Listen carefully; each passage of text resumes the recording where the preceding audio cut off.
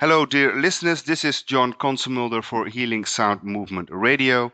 And you can check our website, of course, at www.healingsoundmovement.com. Our other website, our Peace Global Consciousness Intention Initiative working with and for children is worldpeacechild.com.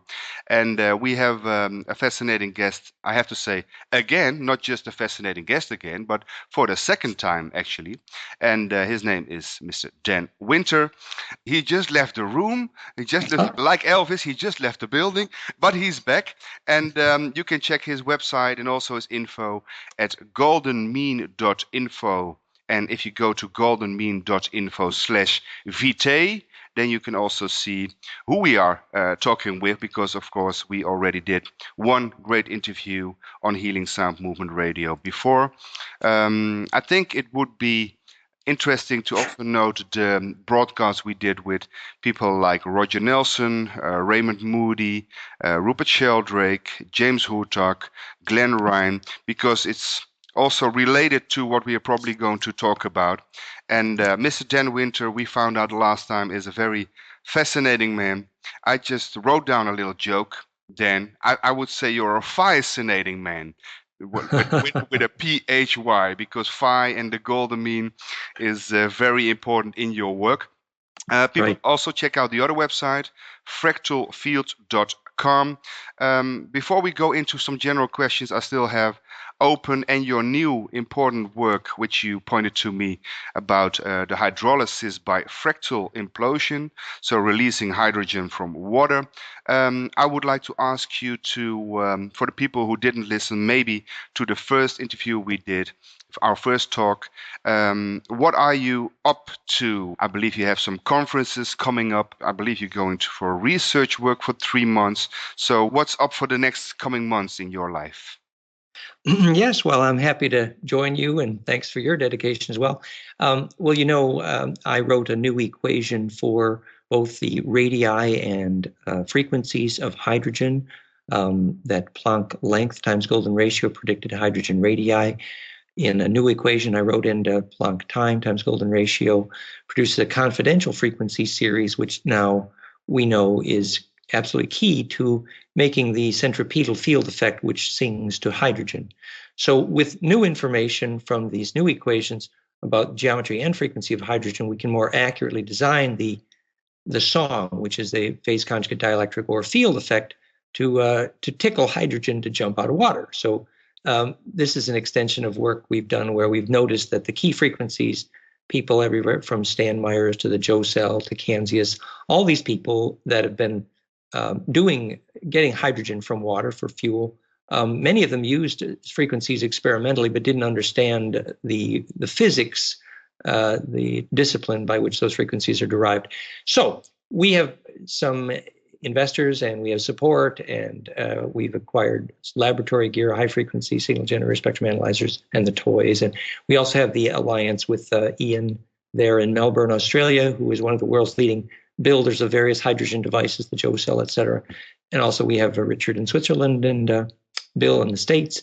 And so we have an international team converging in Melbourne, and we meet there in 1 week. So yes, it's an important project. And more than just, burn water and end the energy crisis, which we fully intend and believe we can do, we expect a dramatic increase in efficiency in hydrolysis, releasing hydroxy gas, by using the critical frequency to reduce the wattage necessary for hydrolysis. But in addition, we expect to prove the principle that this fractality is, in fact, how not just hydrogen, but how matter is held together. And so this will have implications for lots of other areas of our research too, which we may well get into today. So we're off. We fly from Paris to Melbourne on Thursday. And we're off as well with this introduction. I heard you say some fascinating things here, relating to the water. You said to tickle the water. I wrote that down. And also the other words, critical frequency. Now, that was exactly my question. Is this just a resonance process, like you say on your website, the opera singer which can sing this high note and even the crystal glass can break, because we know with sound and ultrasound we can dissolve kidney stones, but we can also heal with sound and light, being a carrier wave of consciousness and intention and so on. But I always think this is fascinating stuff. What makes something destructive in like a waveguide, a laser, sound or light, like sound creating an interference effect, constructive interference creating sacred space, or sound used to dissolve kidney stones? It's all with resonance, but there seems to be a point where you can use sound or light as a healing modality or a destructive modality, so to speak. So what makes the difference to use it in a way that it's positive to heal the world, and to use it as a destructive modality, which can also be healing if you want to dissolve your kidney stones in the end? But how does this difference come about? It's all resonance, right? Yes, obviously, and that's correct. In more detail, what we now know, what we have really pioneered in announcing to the world, is that golden mean ratio is the wave mechanic solution to optimized constructive wave interference and in general. And the physics community does not know that, and it's very sad. But once you do know that, you can understand why then golden ratio is the reason gravity exists and the reason hydrogen exists, and we have proven it. And Nassim Haramein went a long way when he showed it's the mechanism of all black holes. But I was the first to announce that golden mean was the cause of gravity. And now we know also it's the cause of color and perception and all centripetal forces and self-organizing forces like life itself. And the reason that golden mean ratio as a wave mechanic is that mechanism of self-organization is because it allows the both adding and multiplying recursive constructive wave interference, and specifically in the pentodeca geometries, which we now know are hydrogen and DNA, that allows the adding and multiplying of the phase velocities recursively, and that is the reason gravity exists, because compression becomes acceleration of charge, actually. Okay, I won't translate this in layman terms, because we also have lay people listening to the show, of course. But I will say I will read what I saw at your website, and I believe it's at fractalfield.com hydrogen/hydrogen. It's about, I thought it was fascinating, the music of hydrogen. As a music producer and sound healer, I think this is fascinating. The music of hydrogen relating to wavelength and frequency harmonic series. And you say the fractal structure of hydrogen is precisely the proof that golden ratio constructively implosive charges collapse is the key to matter creation and energy from it. So this is the whole ball game. You're saying here constructive interference, implosion, and charge, and the charge collapse. So actually what you say, it's a key to matter creation and energy from it. So the missing link is sacred geometry, and especially golden ratio in all physics, in all reality? Yes, the physics community has been incredibly slow and frankly stupid to not recognize that golden mean ratio is the generalized solution to constructive wave interference. And once you know that, it's obvious then that it answers Einstein's dying problem, which is what is a solution to constructive wave interference or constructive compression or infinite collapse, because he knew that was a solution to gravity. And he was right, but he didn't know that the golden ratio fractality is implosive and infinite constructive interference. So, I first presented this at the Budapest International Conference of Physicists in about 5 years ago, and Nassim was there, and he didn't believe me when I said golden mean ratio and fractality causes gravity, but now it appears he's teaching that. And he did do something brilliant, which was to show that golden mean ratio was the geometry of all matter creation and black holes and protons. I went further to write an equation to prove that it's how hydrogen is held together. And then that hydrogen bond, which is profoundly fractal, and Pat Flanagan's with us on those stories, that hydrogen bond is the center of every DNA ladder rung. So it's the core. It is literally where we get a soul. And that is precisely the geometry of the fusion that holds the sun as well. You also mentioned the word DNA. It's the same fractal. Maybe it's good to for the general listeners. I found something on a page. I already have this for I think 4 years, your work, but I think it's a good description of what is implosion for the general listeners who are thinking, what am I hearing here? Implosion is a symmetry arrangement of waves. This is your text. Implosion is a symmetry arrangement of waves such that the outer pattern is the same shape as the inner. The best way to visualize this is to consider how the outer fold of a rose mimic the shape of the inner folds. When waves get into this geometry, perfected by golden mean ratio, then something called repeated constructive wave interference allows those waves to constructively turn compression into acceleration. Well, we talked about that. This is the way infinite compression can be non-destructive. Waves, when they cross in this rose-like pattern, add and multiply their wave velocities as well as their wavelengths. Is this exactly the basis what you found in the water principle we just talked about? Yes. Since that is the reason that centripetal forces like gravity and life and consciousness and perception and color exist, it's also the way in which DNA geometry and water geometry, all centered around the fractality of hydrogen, which we've newly proven that that's the key to implosion. For example, it's why a dripping water can make a spark, and that if the angle of a water vortex is accurate, it will spontaneously begin getting colder and create voltage from gravity, which Schauberger proved. We have now sort of demonstrated more details of the mathematics and physics of that, which is why our imploder is sometimes called Schauberger's dream. So yes, that's exactly where we're going with this. You're reading my mind here, because I'm thinking Schauberger, and I have a new book here. It's from Frontier Publishing.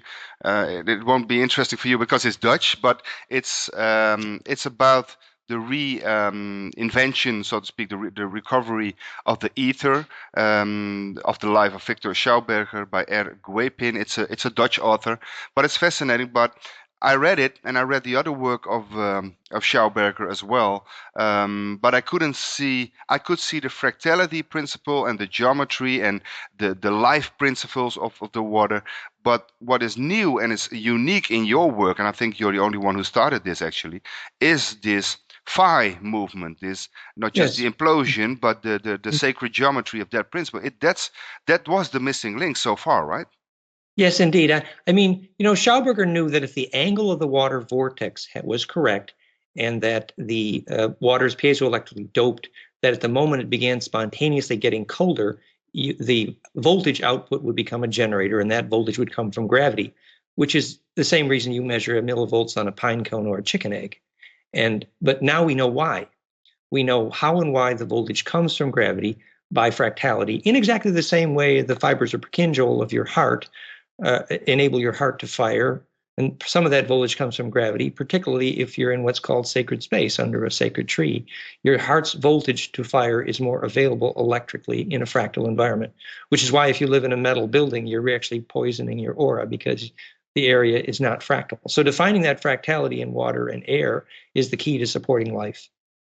How do we combine this principle of fractality and the golden mean ratio principles involved in that to our consciousness? Because I can imagine a very simple procedure where we just visualize peace, or visualize a good intention or a good outcome of something as a picture we hold in our hearts, as a very small picture which broadcasts out to the as above, so below, so within, so without principle, to connect to the whole cosmos, so to speak, and the oneness. But is it as simple as that? Do we just have to visualize and attune to something which becomes as above, so below? Or do we just have to raise our consciousness? What practical thing can simple people do who are not into physics but know when they feel good and have bliss, they feel good and they feel healthy? Is it really that simple, or are there some tricks people can learn by making this work practical for them, for health, healing, and for peace, world peace, even on a grand scale? Yes, no, it's wonderful to apply this to hygiene and practical life. I would say, those metaphors are correct of as above, so below, and I am that I am, referring to recursion, ability to self-refer, defining the origin of self-awareness in the Vedas. But when we add the mathematics and electrical engineering to that, we can then define the environment, the diet, and the yoga, which actually do effectively attract charge. So in effect, your ability to implode and centripetally or fractally attract capacitance or charge or plasma, your aura, the stuff of life, which is the circulation of charge when it's successful, the ability to be attractive to that charge is the essence. So it's actually about feeding your aura. Actually, that would be the physics. That as an electrical engineer, that I would say that you measure success of all your spiritual hygiene if your aura is fed, because your plasma grows and gains centripetal inertia, which will eventually allow you not just to steer local tornadoes, but the sun. And I talked to someone yesterday who was steering plasma from the sun, and it's clear, it's very possible. It's very simple electrical engineering, actually. It starts by seeing any tornado, the center of strong ones will be a 5-sided structure for a very specific reason. And the ability to embed in a tornado, which involves feeling its pain and embedding your plasma field in it, is the beginning of steering it. And physics has no other subject than steering tornadoes. It's vortex, string theory, wormholes. It's about tornadoes. So if you know how to steer a single tornado, you are in control of all of physics. And although we call that compassion, that ability to embed, it's a very precise physics. You can look in brain waves at the moment of peak perception, called embedding or peak perception or enlightenment or bliss, that you measure golden mean ratio between the harmonics of the EEG, alpha to beta, theta, delta, up to 2, 3, 4 harmonics. I pioneered that work with my invention, the bliss tuner. And so clearly that golden mean ratio, sometimes called phase conjugation, is the reason that perception exists and the reason peak perception exists. Because phase conjugation is the only place physics has found self-organization, and it's obvious that applies specifically to why perception exists. So, you asked for a general answer, and I'm giving you more physics. but let me see if I can go there. So what I'm saying is that now that electrical engineers know what life is, they can help you design a life. I'm an electrical engineer, okay? So everything that, if you only have a hammer, everything looks like a nail. So for me, everything is an electrical problem. But you can use science to design a life within which bliss is supported. And that means diet, live food, do not eat angry DNA, which means only genetic diversity will do. And it means you need the yoga. You need to know how to move in a geometry, which is charge attractive, which is the physics of Tai Chi and yoga, which is specifically how you attract charge with movement. It's as easy as making a spiral and feeling your finger tingle. So the yoga, and then you need the environment. And that's the environment is probably the place where most people have the most trouble, because when you live in environments where the charged plasma is opposite to fractal, you are going to lose your soul. And children in metal schools are losing their souls. And the reason they're losing their souls is because our scientists are too stupid to know what life is. If they weren't that stupid, your biology department would not exist in a building made of metal, because your aura, your plasma, your charge cannot breathe through that structure because it's not phase conjugate or fractal. And therefore that eliminates the possibility of the growth of mind. We don't just have to go with the flow, we have to go with the fractal flow here. Well, it means you need to be in an environment where there's lots of charge. It's very simple. And that generally means exiting most cities and most metal buildings, or your aura is not going to sustain that growth. You need charged air. The thing is, it's measurable. The fractality in air is very measurable. We know how to create it. Purify.com, fractalfield.com/icosify. We know what sacred space is. You measure it as fractality in air, which is a simple measure of charge distribution efficiency. And that's produced by buildings that are made of living materials that in a living air environment. It's very simple. Thousands, I'm sure hundreds of thousands of yogis in India have lived to be hundreds of years old. Never one of them did it in a metal building. So intention work, and because the work of, for instance, Dr. Eric Pearl or Roger Nelson's Global Consciousness, the work of Raymond Moody, it all shows non-local and infinite consciousness possibilities, and to create sacred space, and the work of William Tiller to measure sacred space. But here also the key is that in sacred space there is fractality involved as well. So with intention, with our thoughts, with our coherent emotions, we also create fractality in the vacuum or 0-point energy. Can I put it like this? Well, Bill Tiller did great work in his book, Conscious Acts of Creation, proving that focused human attention compresses charge. That was beautiful work, but he does not have a clue of why or how, and that's a problem. The physics is that the reason focused attention causes electric fields to compress or become centripetal is because it is the phase conjugate fractal nature of plasma or charge. Visualize a donut. That is the definition of attention itself. And you're not going to be building the inertia to be that centripetal, to be that tornado, if you're not in a fractal environment. So Bill Tiller himself still doesn't have a clue of why living in a metal building is poisonous, because he doesn't understand the reason focused attention compresses charge, even though he wrote the books proving that it does. So until you know how to get centripetal, you're not doing your homework. So just that little piece of the theory that, oh yes, my focused attention can cause charge to compress is not enough. If you understand it well, it means you're going to exit dead environments because your aura is not going to grow. So, all this romantic, airy, fairy talk about pure intention requires a little simple hygiene to put it into practice. And that hygiene means a live food diet and doing some yoga and living in a place where there's charge. And generally that excludes cities. Not just talking the talk, but walking the walk. Absolutely. Build your aura. Okay. Now, I think this is fascinating because there are two important concepts for maybe persons listening in, hearing a lot of new stuff. Two fascinating things I see here as being central besides the golden mean principle. We're talking about life and we're talking about charge. Now, I wrote down, is life the ability to attract and self-organize or store charge? Is that it, or is there more to it? Because you also talk about charge harmonics. Because is this the definition of life, the ability to attract and self-organize or store charge? When I first taught that golden mean fractality is the cause of gravity to Nassim and Elizabeth Rauscher in the first Budapest International Physicists Conference, the question that Elizabeth asked me and later Nassim asked me is, what do I mean by charge? And I later realized that I mean the same thing they mean by the time-space continuum.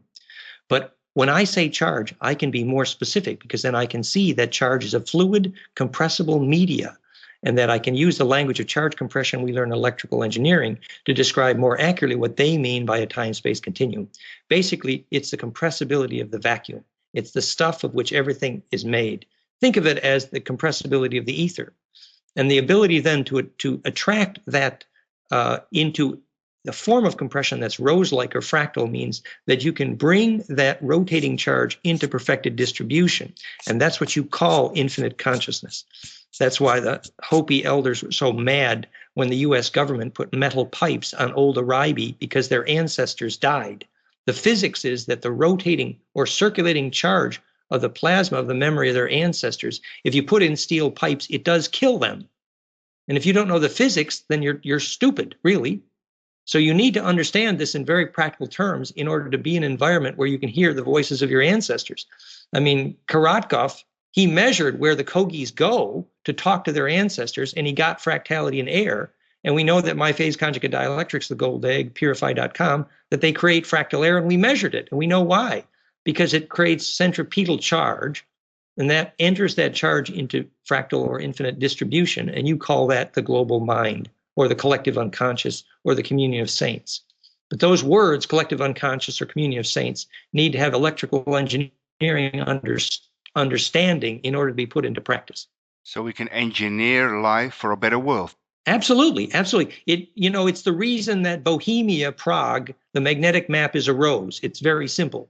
Your bed and your house and your city need to look like a rose magnetically, and then charge can circulate, and you call that sacred or mindful or blissful space. But it's physics. It's not a mystery. Goethe talked about frozen music, and in my book Blueprint, I talk about our bodies actually being frozen music and captured light. It's all interference patterns and standing waves. So right. the thing is, that's fine to know, but to the same what you said with Bill Tiller, to have evidence and proof is not the same as having a scientific explanation for that proof, right? That's so right. we need to know why to engineer it the good way for a better world. The fundamental new information here is to know why all centripetal forces exist, like gravity. So the fact that physics doesn't have a clue why an object falls to the ground is actually why they don't have a clue of why mind causes charge to compress. In fact, golden ratio fractality is the reason gravity exists and the reason mind exists, because it's what creates the centripetal nature of a field effect for charge, like a rose, and that creates that center point from which distribution is perfected. Another example, you can apply that We now know that the reason a pine cone or an egg is alive is because it's fractal and it enters into charge distribution. It gets the voltage from gravity called life. But then you can say, oh, fractality is how storage is eliminated and distribution is perfected. Oh, that's how you define life as electrical engineers. And by the way, that's how you define abundance for economics. You get it? That once you understand what fractality does, create abundance, perfect distribution by eliminating storage, you can then invent money and economics.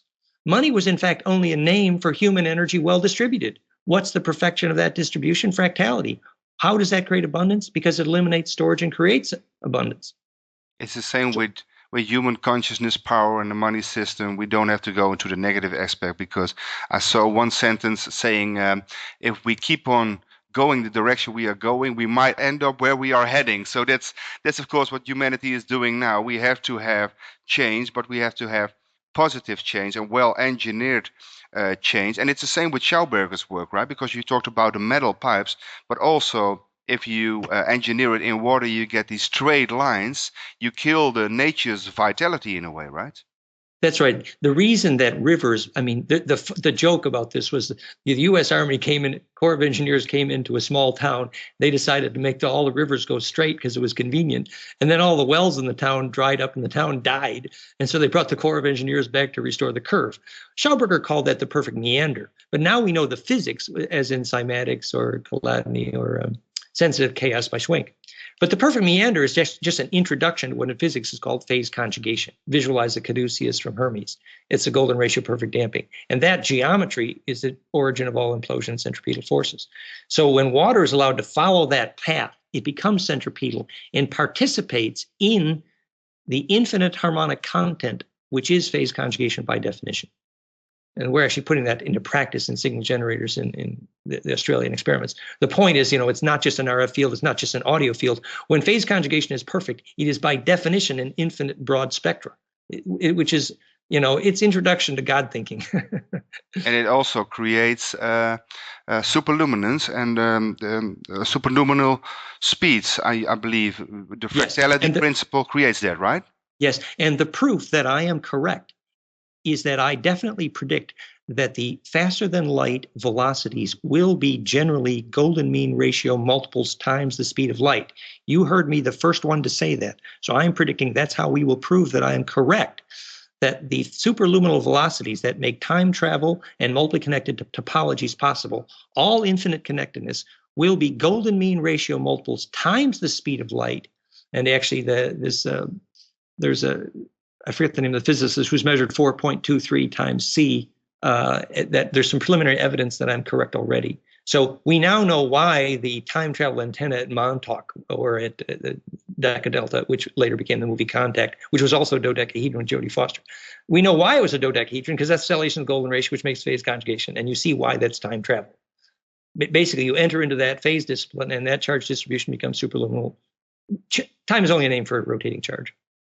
I didn't write this down, but I have a sudden, let's call it a sudden intuitive vision here, that it might be, and maybe your work already captured that, but let's talk about that. I wrote a lot about sound healing, the musical reality, the holographic and multidimensional reality, but also about cymatics. You just mentioned the word cymatics. And all of a sudden I'm seeing, because I got an intuitive hint while writing my book about the relationships between 3, 6, and 9s, or numbers like 4.32, you just named it, is when you add them up, they become 3, 6, or 9. So there's a thing there. But I'm having a vision here of your golden mean ratio insight and principle for life in general also being very important to cymatics and sound healing, because in sound healing and in sound you have higher harmonics of a fundamental tone, so that's like a fractal as well, and maybe these are also golden mean related. And in cymatics I always see these videos of Alexander Lauterwasser, and you see those, I call them little ants, the sand on a vibrating plate, and you see them wanting to move to another interference pattern, but they can't. But suddenly when the frequency and the amplitude changes, like a critical mass kind of thing, maybe related to consciousness as well, all of the sudden it collapses in a different geometry, a different form, which nature recognized. So as a Jacob's ladder, maybe, what are those in-between steps? What makes it not possible to move around like sand or oil or water in interference patterns and standing waves? And all of the sudden, when there's a critical mass or a critical resonating frequency, it collapses into a different form. Might this also be golden mean related in between steps, so to speak? I mean, the sound study, the cymatic, is really just an introduction to three-dimensional field theory. And the best examples, of course, would be the electron shells. And later, my proof that that's the geometry of hydrogen golden ratio stellation, which is essentially dodeca-ecosa stellation, our Star Mother kit, goldenmean.info/kit. But basically, what's happening is that the S and pi suborbital, S being basically toroidal double teardrop, and the pi suborbital is simply a cube. And that cubic tetrastellation geometry is simply log function of 2. You'd call it octave. And that creates maximum destructive wave interference, which prevents the charge from migrating and isolates the charge, which is why beehives use a hexagram, because it's a charge isolator.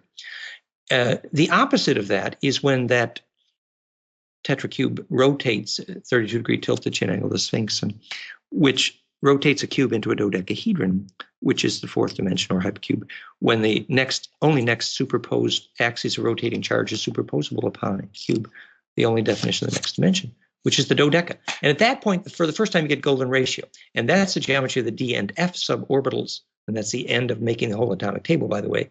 And we know that's also the geometry of the nucleus. It's also simply Platonic. And in the chemist Moon at University of Chicago, he showed that nucleus geometries are Platonic, as well as the electron shell geometries. And that's how that fractality begins, that the nucleus is fractal of the electrons for the reason that that's the only way an atom can make gravity.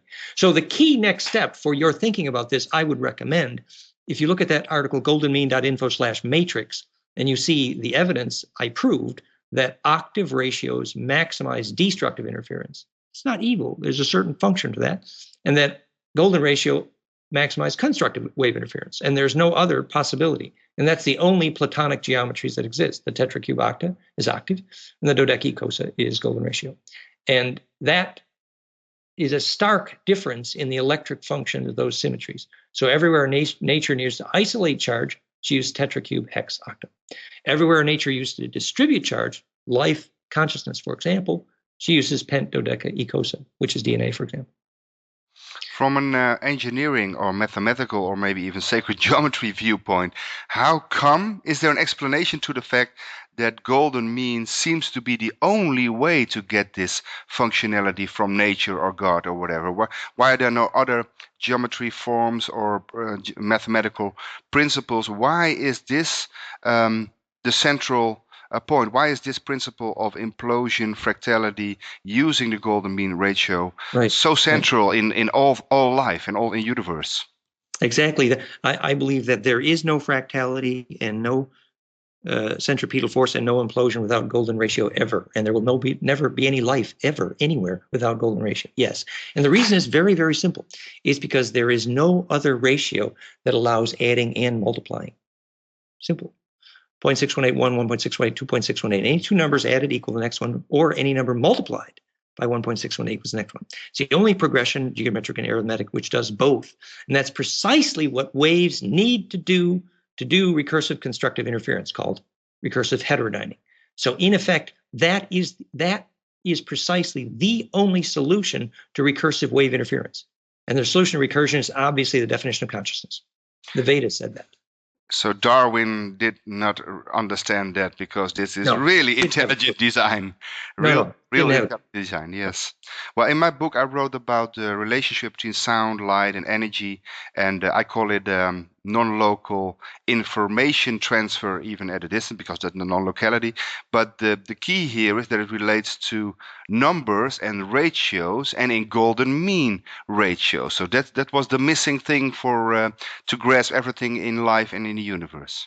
Actually, yes. And in my view, there's not much point in differentiating sound and light or magnetism, electric. These are all names for different bandwidths in the same plasma or charge, actually. For example, you can modulate an optical hologram with a sound hologram, which happens in your DNA, and we're calling it electric or magnetic, but in fact, it's magnetic and electric, just a name for the different axes of movement on the surface of a donut of charge. So it's all one material. We're talking about different bandwidths thereof. Now, I know you also, not work together, but at least know the work of Tom Bearden. You know him personally. You talked about in the first. Sure. And he talks about scalar electromagnetics and phase conjugation as well. But he also seems to miss the point of golden ratio, because I didn't find it in his books. And also Nikola Tesla, of course, I didn't see that principle. So is this a missing link to all these scalar electromagnetics and phase conjugation principles to really use it in a practical way for a better world? Yeah, no, thank you for recognizing that. Yeah, I may have made a bit of a contribution there. Tom Bearden, he got into the fear thing a little bit too much with Excalibur briefing, but in his later life, his work on phase conjugation was very useful. And our friend Bill D, there, he's working with Tom Bearden still. I haven't talked to him in some years, getting a bit old, but you're right. Tom did some nice work on phase conjugation, but he missed the golden ratio thing. I think he probably understands it a bit more now. But to make that leap to see that golden ratio is the ultimate solution to phase conjugation and fractality is a critical step. And you're right, our science community has been pathetically slow in understanding that. And that's sad, because you're right, it's the key. Okay. Now, why does adding shape in simple symmetry to magnetics and electrical charge create a direct means of feeding life force, this is important here, feeding life force to biology and evolution? This is also about designing life, of course. So why does adding shape in simple symmetry to magnetics and electrical charge create a direct means of feeding life force to biology and evolution? Well, the key is that life force is only nourished when it's becoming more centripetal.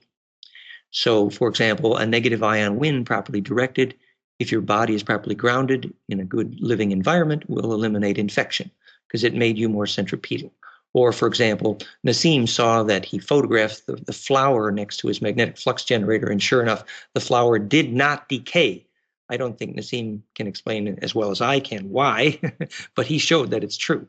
So any field effect that becomes more centripetal means that the aura of any living thing is stabilized. And that's a fundamental principle. And that centripetal nature of a field effect, whether you call it fractal field or sacred space, we know is very measurable, and you can design it. The best way to visualize it, of course, is a rose, but in 3D, it's a stellated dodeca. Animation, goldenmean.info/grail. So we now know in 3D that stellated dodeca, which is infinite, called the Holy Grail, is actually not just the geometry of hydrogen, but the geometry of all centripetal forces, the reason that gravity, color, mind, perception, and bliss exist. And so, we have tried to apply that to architecture to directly answer your question. And our biological architecture curriculum is now being taught in, 15, 20 countries. We've had multiple international conferences and defined the curriculum for biological architecture. You can see all that at goldenmean.info/architecture. Point is simple, that when you make a building that makes the charge centripetal, you're feeding life. Simple. And that is easy enough to do if you understand, but it means you're not going to be using metal windows or metal insulation or lots of electrosmog.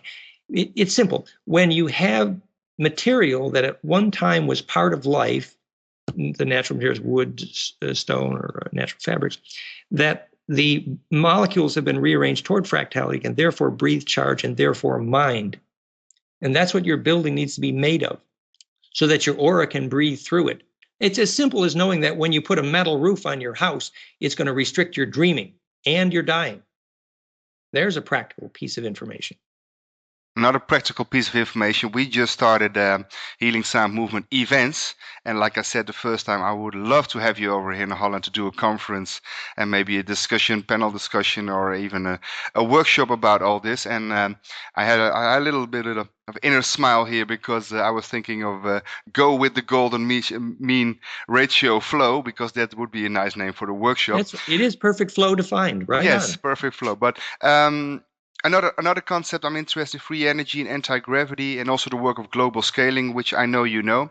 And in your work you talk about implosion and gravity, and I just read something about implosion being a symmetry arrangement of waves and so on. And the last sentence you are saying, because gravity is only a name. I think this is great. A gravity theory of one sentence. How about that? Gravity is only a name for the acceleration of charge, which this fractal or rose-like self-similarity permits. Now, if that's true, and I guess it can be true, and maybe you've proven it true, but I I think believe it's proven, yes. yes, but then on the other hand, what makes anti-gravity possible? Because we know free energy machines and anti-gravity are principles are real, but then again, Newton's theory and Einstein's theory didn't allow it to be true. So can we reverse this sentence, because you're saying gravity is only a name for the acceleration of charge, which this fractal or rose-like self-similarity permits? What Yes. would be the opposite side? What would be anti-gravity in this case? Well, first, I have to say that I feel it's quite a mistake to use the word free energy. Obviously, when you measure the voltage that comes from a fresh chicken egg at about 4 to 12 millivolts, and perhaps similar from a pine cone, that voltage is coming from gravity, and that is life. And that relationship is essential to life and consciousness. And that voltage from the pine cone or the chicken egg came about because they knew how to get fractal much better than our architects who build the wrong cities. Our cities need to look like pine cones for that reason, actually. But so once you understand that, then you can understand what I would not call free energy, but you can understand where voltage and gravity interchange. That is to say, where you can pull and push charge into the vacuum in the center of a pine cone. And by the way, the center of a pine cone is the description of how we're building the electric field to burn water. Pretty simple. So when you understand that relationship, first of all, you don't call it free energy. You call it the energy of the plenum or the vacuum, which is very available. And we're entitled to have that energy. But as long as we call it free energy, it indicates kind of ignorance, because it means we have the Atlantis problem. They sunk their continent because they didn't get it, you know. So now you ask, how do you get more fractal? How do you make anti-gravity? Let's take the example, I believe it was Podklednov in Russia. He was walking over an insect hive. You can see the pictures at goldenmean.info/gravitypolitics. And these are well common on the internet. And so he's walking over the insect hive and he starts to float. And he realizes something's making anti-gravity. So he dug up a little bit of the ancient insect skeletons and stuck them in a little box, and he made his little gravity motor, and he had a little flying saucer going. Now, the reason that insect skeletons was making gravity is useful information. They say that the mailmen in Tibet used to float a lot because their bone structure learned to get fractal and reduce gravity. But the physics of how the molecular geometry of those insect skeletons made gravity is instructive. It's useful. Visualize the famous Townsend Brown making a little flying saucer by baking egg whites properly, and suddenly it crystallized in a geometry, made some gravity. So how do you do that? The fact is that gravity is a name for the fact that charge is being attracted to the center of the nearest fractal. So obviously, if you get more fractal than the Earth underneath you, you're going to float. It's called paying your debt to gravity, which is an introduction to why, TM meditators float better under a gold dome. If the centripetal force is more above you than below you. So if you know what's making the centripetal force, you can make that. And that requires getting very fractal. In practical terms, it means you can build capacitors that make thrust. And, our gold-coated egg, goldenmean.info/biophoton and purify.com, the gold egg, which is the physics of why a king wears a crown, creates a centripetal charge force focusing attention and mentation, and eventually, at a maxima, creates thrust. So I do believe those people like Nauden who are seeing thrust from negative ion wind are correct when they say that the fractal or phase conjugate capacitance will make thrust even in a vacuum. And that's what the argument is about right now. But the reason that phase conjugate dielectric capacitance can make gravity even in a vacuum is because as long as you're accelerating charge, now obviously if you have the atmosphere to push against, it's a little easier. But the fact is that if you can accelerate charge by being fractal, you create thrust. So, there's a lot of places to go with this. Biology can make fractality. Biology can make gravity. People can fly. It's true. But you see, this whole area of study is going to depend on a complete re-education because this is not free energy. And in fact, there is a price to pay, and the Earth grid is paying that price. That's the blood of the Earth grid. And the Atlanteans thought it was free energy too. Look what happened to them. It might be free on one level, but it's responsibility and cause and effect on another level, so to speak. Yeah. Okay. But the gravity grid has lots of centripetal forces, and she's willing to share that blood. But mothers give their blood to babies too, but they do it under certain circumstances. Well, a spiritual thought here. I didn't write it down, but it comes to my mind. Some people, even some research, some authors, or some psychics have said, well, you know what? Maybe mankind isn't ready for these techniques, or maybe we have to spiritually evolve before we get Atlantis revisited. John Keely worked with his work, Nikola Tesla worked with his work, and it seems to be that if they use their own body as a capacitor on a way, or their own energy, it seems to work. And if other people with maybe bad intentions and wanted to use it for the military or for power, it wouldn't work. So it seems as if God or the cosmos or global consciousness, whatever we want to call it, puts a lid on things until we are ready to use it in the right way. What are your thoughts about this on a spiritual level? Well, I think we're agreeing that our challenge is education, which I've devoted my life to. We have 2 million hits a month on the website. But what education does is it tells people how to be self-empowered with that. The thing is, actually, with the solar wind approaching so quickly now, civilization doesn't really have much time, in my view. And making centripetal forces is what holds atmosphere on planets when the solar wind comes. And every shaman knows that steering a tornado is the beginning of steering the sun. And that science of how to use the collective global centripetal forces to hold our planet together, we have very little time to learn those lessons. So I think, indeed, our problem is education, but it needs to be done quickly, actually. It's as simple as recognizing that, when you focus your attention, you make a centripetal force. And if a large number of people do that together, they make a global centripetal force. I mean, take the Princeton Consciousness Project. They're using a Josephson junction to measure collective emotional events. They don't even know that's really a form of a capacitor. And the reason the plasma is affected is by the symmetry of the local charge envelope. So actually, these little capacitors that measure global consciousness by controlling random number generators, they're basically just looking at a change in the symmetry of the plasma. And that plasma is never going to self-organize unless it gets that dodeca Grail stellation, which identifies hydrogen, by the way. And so we're not going to be able to hold the atmosphere or mind on this planet very soon unless we know how to build the kind of space that becomes centripetal. That's why I say it's so important, make a magnetic map of your bed and your garden and your city, and they need to look like a rose. Eventually, those areas will survive the solar wind. That's the physics of surviving the rapture. I mean, there's statistics. Tornadoes avoid destroying sacred stone temples, but tornadoes go out of their way to destroy a metal trailer park. And that's physics. That's because the metal trailer park is perceived as pain, which is defined as loss of fractality, loss of charge distribution. And so the reason the metal trailer park feels like pain to what you would call an angel or God of the collective mind is because charge cannot be distributed there. So, dear fundamentalist Christians, this is your introduction to what is really the rapture survival instruction. Talking about the crisis going on, but when you talk about solar radiation, is that because I interviewed, you mentioned Korotkov, I interviewed him for 1 hour recently, so it was fascinating.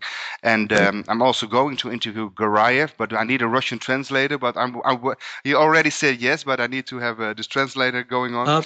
Peter's translator, Helen, is in London. She's pretty good. And also, cool. We have a Russian translator, Anna, in Belgium. Okay, Peter's a good guy. He was with us in Budapest. So that will work. Yeah, his phantom DNA stuff and others. Korotkov is a hero of ours as well. Yeah, he absolutely is. So, and I also am going to talk to Paul Laviolette later on anti-gravity in January.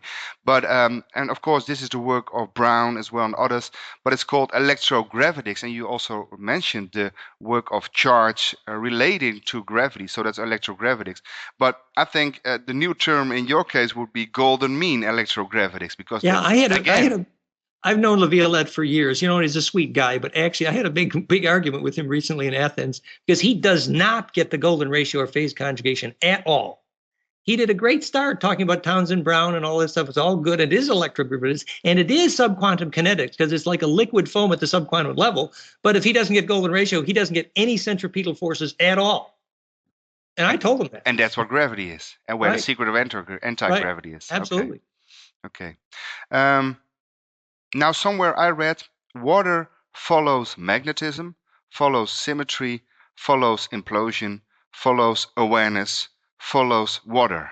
That sounds great, but can you, for the general listeners, explain this principle that water follows magnetism, follows symmetry, follows implosion, follows awareness, follows water again? What's this cycle? It sounds a little recursive, doesn't it? Yes, it sounds fractal to me. No, but I mean, when we were measuring what's called deep rock or primary water in Australia, and we used capacitive coupling to measure the presence of the deep rock water, which is like you'd measure sacred space. Effectively, the reason the deep rock water is phase conjugate dielectrically is because its flow has been tracking the path of centripetal forces or phase conjugation. What that means essentially is water is central bond hydrogen being so fractal is always going to be attracted to the direction in which plasma can flow with least electrical interference. So, this is the old little teaching story. Here's the old little teaching story. You got a dowser and he just realized, oh, damn, we drilled the well and we missed the water vein by, 6 inches and oh shit, there's $1 million wasted.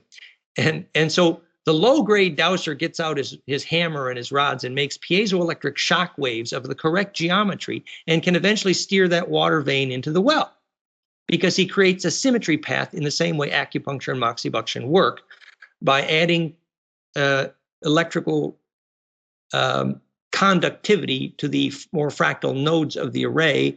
The charge distribution can restore to fractality. Now, the advanced dowser, however, does it slightly differently. He gets down there and closes his eyes and starts feeling his aura get bigger and bigger. And then he feels his aura, his plasma, get centered around that water vein. And then he starts feeling that water vein as if it's his own body. And it is, because your body is defined by that amount of plasma for which you are the centripetal force. And when you have lots of compassion, you can feel your aura gets big. And then that dowser talks to that water vein and says, please, if you come over here, the children are going to play here and this is going to be fun and you're going to like it. Why don't you just wander over here and feel what it feels like? This is the way you move a bloodstream or a water vein.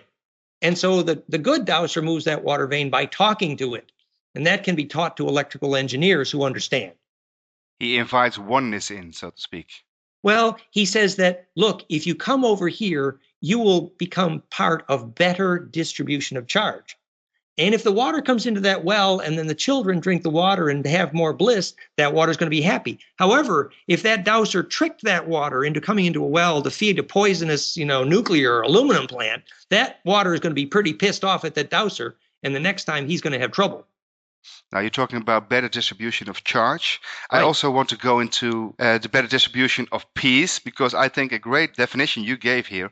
Peace is a name for the field effect which learns to center itself. So once again, golden mean ratio and the centripetal force.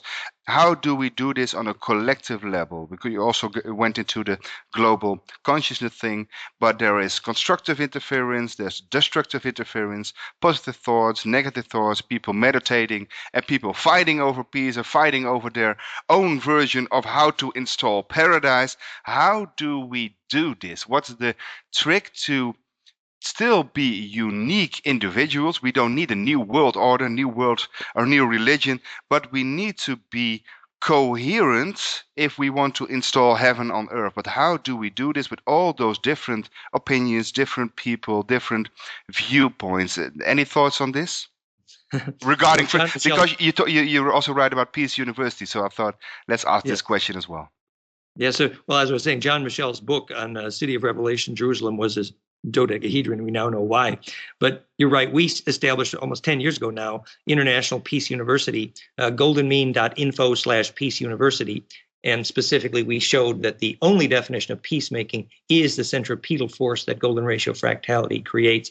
And then we give specific, practical, measurable examples of how peacemaking can be taught as science, fractality, centripetal force, defining all self-organization. For example, teach golden mean ratio in brainwaves. You teach coherence in the EKG. You teach how to make the magnetic map of your town look like a rose, become centripetal. the practical example we use there, and I learned this from Professor Phil Callahan. We made a film documentary with him. He showed that war breaks out where magnetic lines break down. So if you restore the magnetic line, you can actually make peace.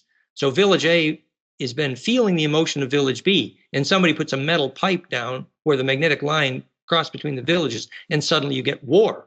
And he actually proved this. Yugoslavia, Ireland, Israel. And he actually at Vukovar, they did experiments with this. The groundwater disappears after the war, and when the women come and there's a little bliss, and the groundwater comes back to the surface. So the physics is that it's the fractality restored charge circulation that restores the self-organization, which is the only definition of peacemaking.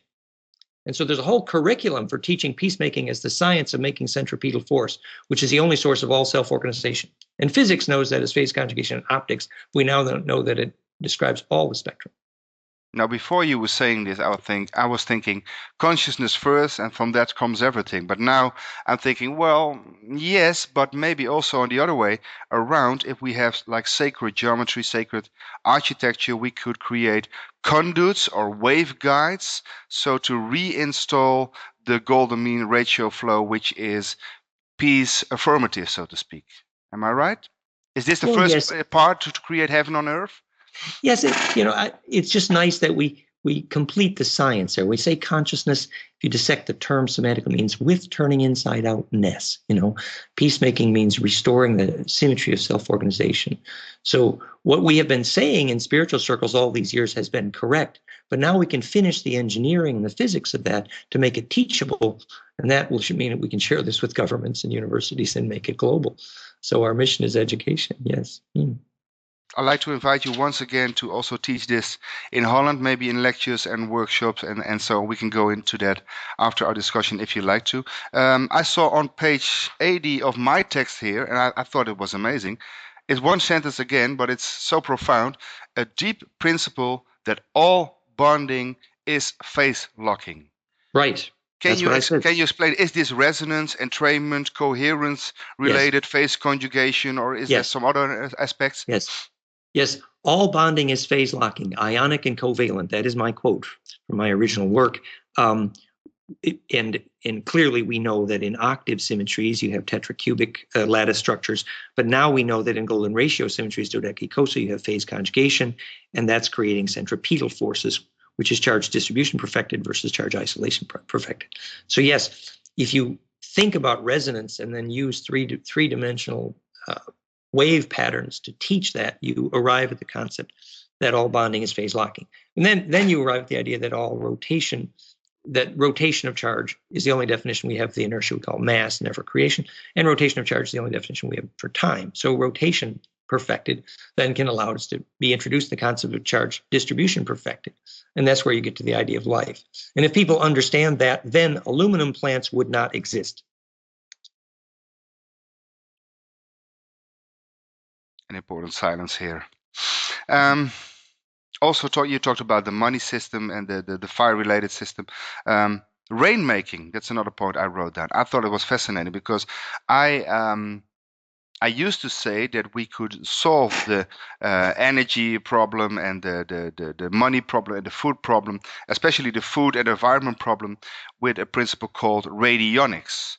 In your opinion, is radionics also phi or golden mean related? Because in all those work of radionics, they do not talk about that. But is there also a secret clue to radionics, how it works, that you can radiate, for instance, let's put it in simple terms for the lay people listening, a picture of a crop circle into water, and if you radiate it with a contact laser device, it becomes the geometry of that crop circle in water, of course without color and without depth, but at least you see as if the crop circle picture got imprinted into the water. Well, if we use this principle on fields and deserts, it would work. But then again, you also write about the rain-making principle, also golden mean related. So is the principle of radionics, in your opinion, also golden mean related? Well, the radionic people could have gone to the next step if they'd learned what a spectrum analyzer was. That's the general like Christopher Hills and all those people. We taught in those circles for years. It was a good introduction. But, the next step for electrical engineers is to read the paper on the origin, the study of phase conjugate dielectrics, which is the correct term for orgone, for example, that it's called Alice and barium titanate. Land is the name of the paper on electrical engineering of phase conjugate dielectric, which we newly know how to measure and make. And it's basically an implosive charge field. And the implosion makes its charge distribution possible, and it's inherently broad spectral. So that's just another language for talking about what the radionic people were talking about. If there had been tools for measuring a phase conjugate dielectric in their day, they would have gotten to the next step in describing the physics. I think it's important to see a unifying physics of charge distribution behind all of these languages, and not thinking of them as separate disciplines.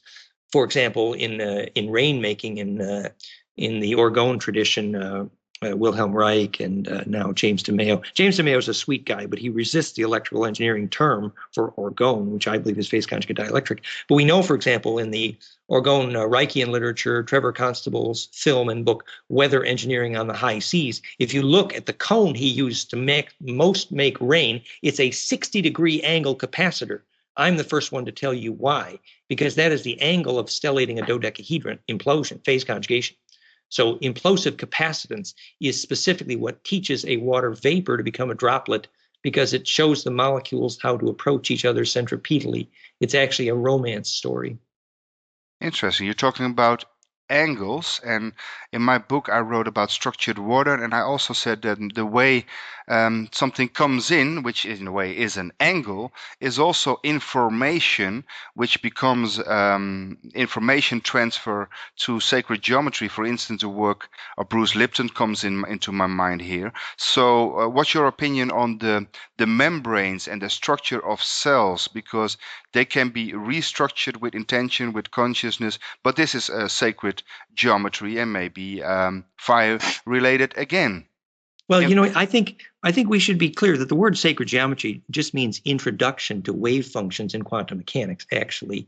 And the golden ratio is only called sacred because it's a ratio that's sustainable. So sacred just means how waves create sustainability.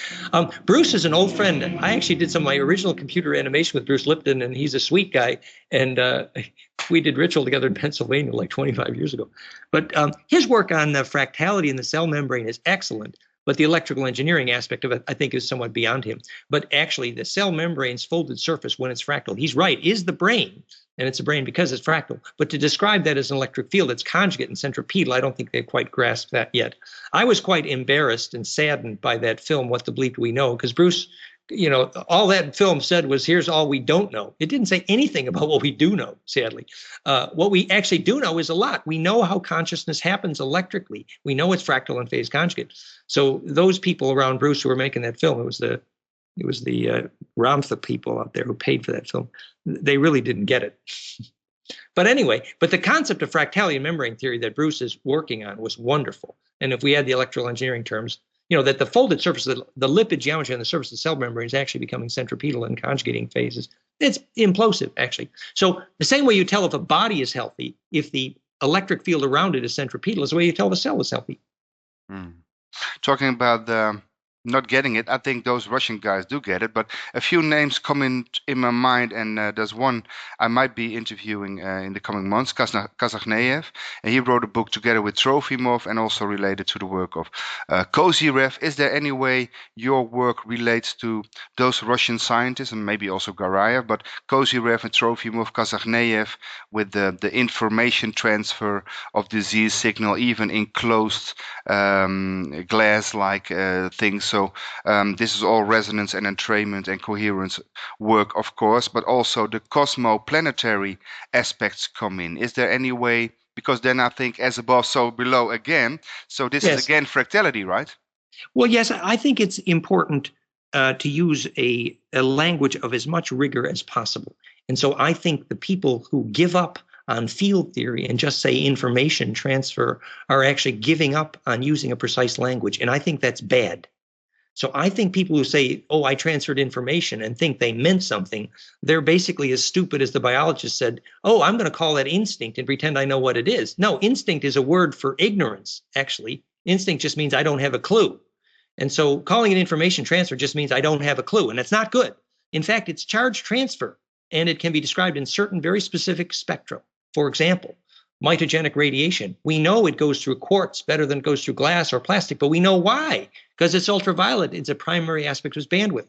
Or we know why a a hummingbird will crash in a window if somebody's having bliss inside a sealed house, is because the smell is primarily infrared. So this mitogenic radiation, we know a lot about the bandwidth, and we can use a lot more precise words than information transfer. So I think people who are using words like information transfer should be embarrassed, because it's not science, actually. Just like, what's his name in Egypt who calls it, anyway. But I was going to comment on Kozyrev and, I was talking about Kareem and bioresonance people. It's better to talk about it as capacitance than invent new words.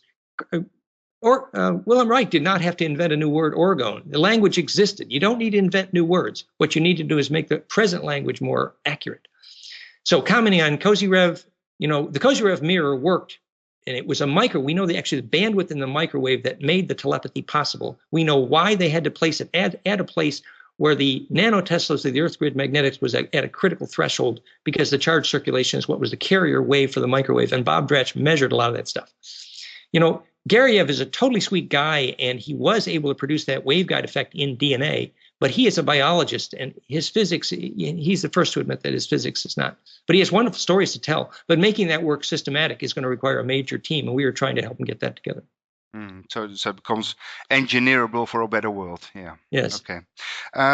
Maybe for the general listener, I think it is important to step back a little and to discuss as easy as it's possible, and for layman's terms, phase conjugation, because it's in your work, it's in Bearden's work, it's in Paul de Violet's work, and I think it's also in Kozyrev, Trofimov's, Kasnagayev's work. So is there, I hope there is, a simple way to explain what phase conjugation is actually about, and how important is it for life in general?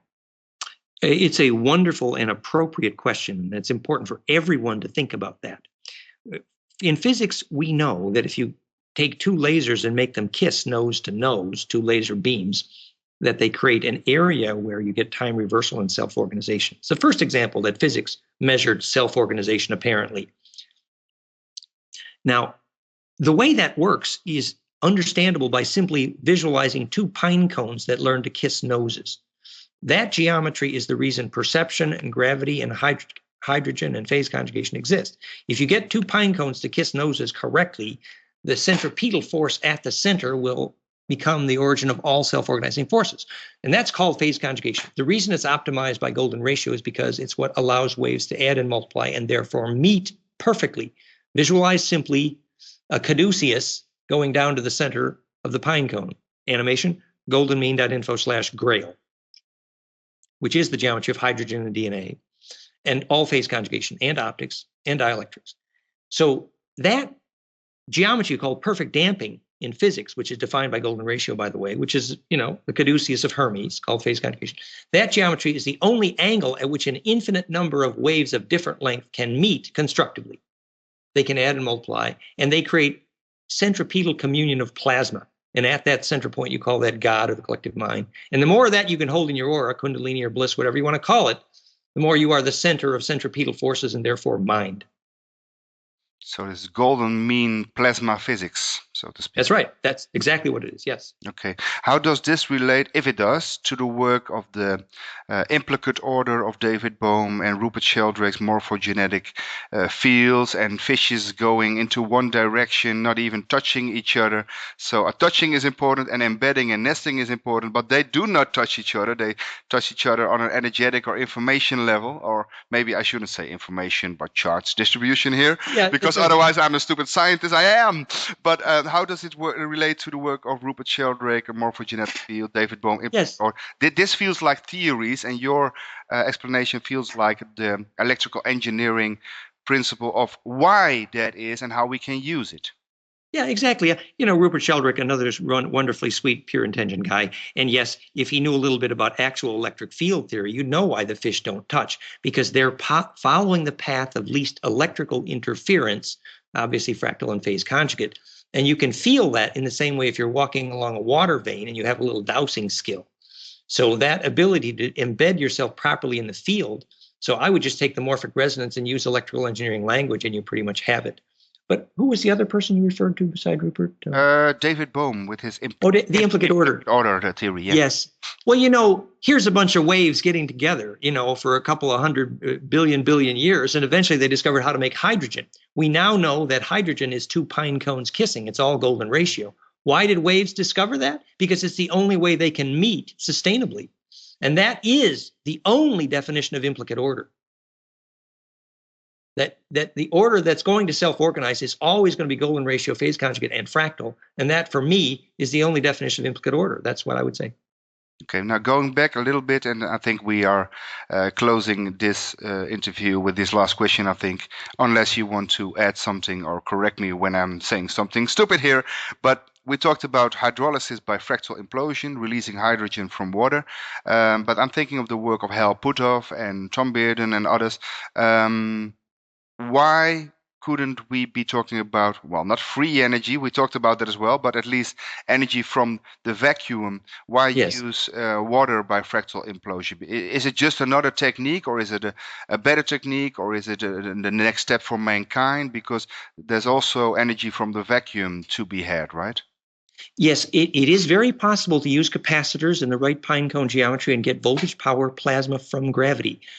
If you talk to many of the advanced civilizations, they'll tell you with the amount of water on this planet, though, the next logical step for us is to learn to burn that water. And if we actually got close to sustainability, which we're not, we have a terrible education problem here. But then burning water is the logical next step. Plus, it would be the proof of fractality of hydrogen, which would lead to proof of all the other things we've been saying.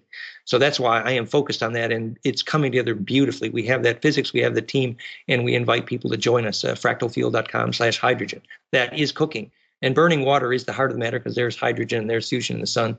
And it's really introduction of fusion physics in general, and alchemy, the black hole, So it's all there. That hydrolysis project has all the elements of proof of everything else we're talking about. Now, as a final remark, I won't go into the new world order or conspiracy kind of things or negative influence. But then again, some people are saying it's the end times. Other people are saying it's the begin times. But talking about all this fascinating stuff which could revolutionize science, new paradigms, and create heaven and peace on earth, what about constructive interference, destructive interference? I mean, some people would not want all this to come about. Other people do want this heaven on earth. So is there a kind of a critical mass consciousness movement, or is it another thing? What's your view on the coming few years? You also talked about the solar radiation, and the work of Dmitriev comes to mind, the space weather. So we only have a few years left, and Mother Gaia is not giving a lot anymore. So what, in your spiritual but also your scientific opinion, is going to happen the coming few years? Well, not going to prophesize, but what are your thoughts about the future? I think that solar wind is life-threatening, and I think it's life-threatening now. Even in the next 6 to 12 months, I see global life-threatening events coming from the sun. I think dealing with big tornadoes like the solar plasma is essential. I think that NASA was right to predict that countries that get a Carrington event, EMF pulse from the sun, and burn most of their transformers, these countries may never recover and will return to the Stone Ages, and that it is necessary to distance yourself from big cities and high water and high wind, have access to deep groundwater and seeds. And actually, I think the next couple of years are going to be very tough. And I think these principles of how to make centripetal force are going to come home in a very dramatic way very soon. So I think people should, return to nature and the community and the farm and the seeds, and do it quick. That's my opinion. Because we have to. I don't think we're going to wait for 2012 for those messes either. I think it's sooner than that. Coming 6 to 12 months. So they're going to be interesting transformational times. Let's put it on this positive end. Yes, I mean, the ETs are here saying, yes, this is the worst and best of times. The compression wave also has the capability of maximum acceleration of consciousness. Now you're bringing up a new subject, and we can talk about this for another hour. But I asked this to David Icke as well, and he's on another level, of course, talking about all this stuff. But then again, he did answer at the end of my interview that when I asked him, well, okay, but David, is it just up to us, like the Hopi prophecy says, we are the ones we've been waiting for, or are there benevolent beings? I didn't want to talk about the reptilians at that time. Benevolent beings, guides, angels coming from the heavens, whatever we want to call it, helping us out all the time. Is that your opinion as well, that we're not alone in this cosmic transformation? Well, I mean, I do believe that extraterrestrial races are very active here and know lots of friends involved, including Alex Collier. However, it's also true that a lot of that voice is the voices of your ancestors. We now know the physics of where you go to make a phone call to your ancestors, and we know why. We know how and why their plasma is still circulating. Korotkov measured the fractality in air, where the Kogis go to talk to their ancestors. So that is a helpful voice that's right there and present, has a tremendous survival urge. So if you get yourself aligned with the collective needs of survival, you will hear those voices, and you will learn how to be in places where you can hear them better. And it won't be in noisy cities in metal buildings. Interesting. You're talking about the voices and plasma of the ancestors. That's right. I'm thinking of the morphogenetic field. I'm seeing Garaev's DNA phantom effect. I see the memory effect in water. Is that it? Yes. That, all of the above, yes. But it means that then you find that what was called sacred space on the land, where the plasma is in a river like a rose, and you go there and you get really quiet, and eventually the piezoelectric inner voice, the clairaudience, comes in. Those are ancestors' voices, and they're real. And I hear them all the time in my Kundalini, and I've been hearing them for many years.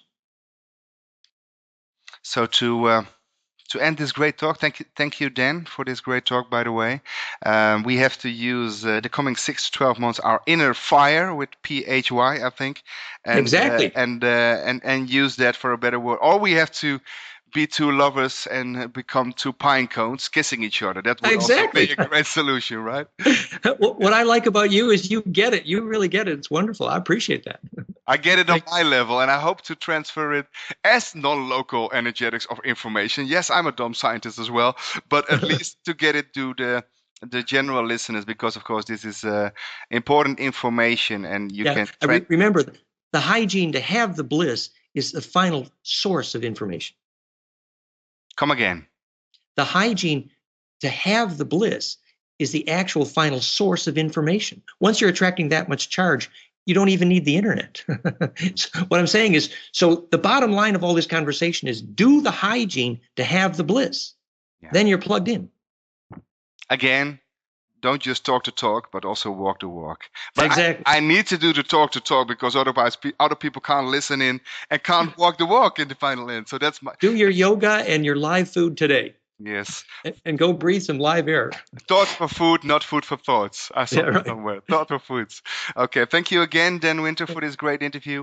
And for the general listeners, if you want to check again to the brilliant work of Mr. Dan Winter, I call it the fascinating work, not the fascinating, the fascinating work of Mr. Dan Winter, go to goldenmean.info, goldenmean.info, Vitae, for some general information or who we just have been listening to, or go to fractalfields.com.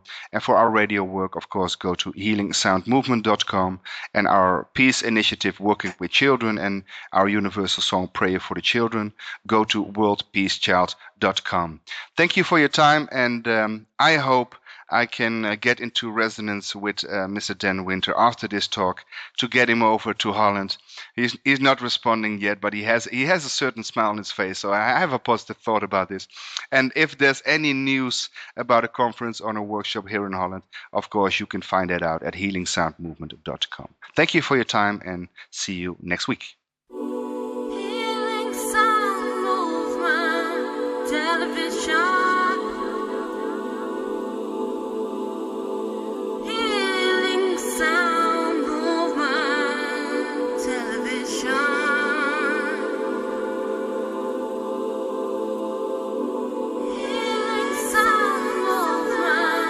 Television.